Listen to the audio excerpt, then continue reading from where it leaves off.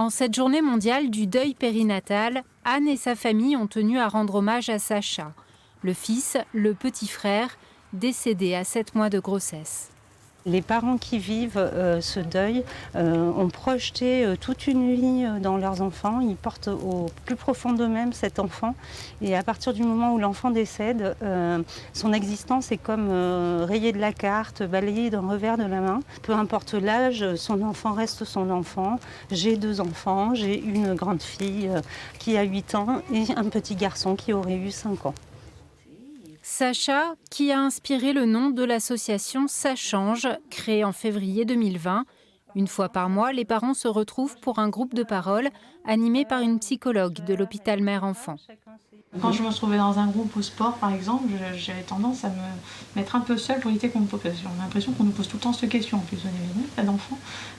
Mais voilà. Donc moi, je fuis un peu la question. Moi, j'ai perdu ma fille en 2015. C'était ma première fille. Et je me suis sentie très très seule quand ça arrivait. Même si on a un soutien familial, quand on a cette chance-là, on n'ose pas embêter les autres avec ça. Parce que ça plombe l'ambiance, c'est un sujet très tabou, comme on le disait. Donc on ne veut pas l'imposer aux autres, alors qu'on n'a qu'une envie, c'est d'en parler. Parce qu'on a besoin de faire exister notre enfant qui n'est pas là.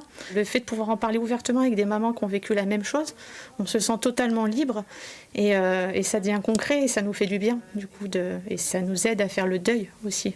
C'est un deuil particulier parce qu'en fait, c'est un événement imprévisible. Un événement imprévisible associé finalement à un événement où il y a un lien affectif très fort qui est entre le parent et l'enfant à naître. Et c'est aussi traumatique parce que finalement, c'est pas reconnu.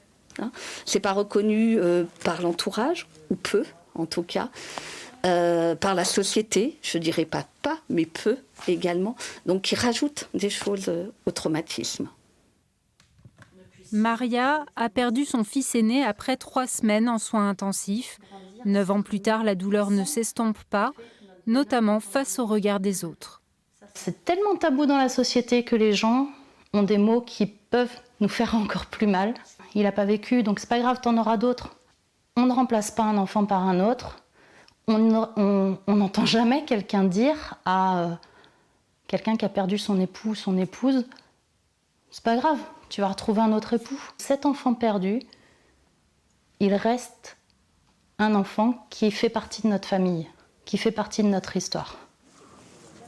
Grâce à ce nouvel espace aménagé au jardin du souvenir derrière le crématorium de l'Andouge, les familles ont désormais un endroit pour se recueillir, un lieu qui participe à la reconnaissance du deuil périnatal.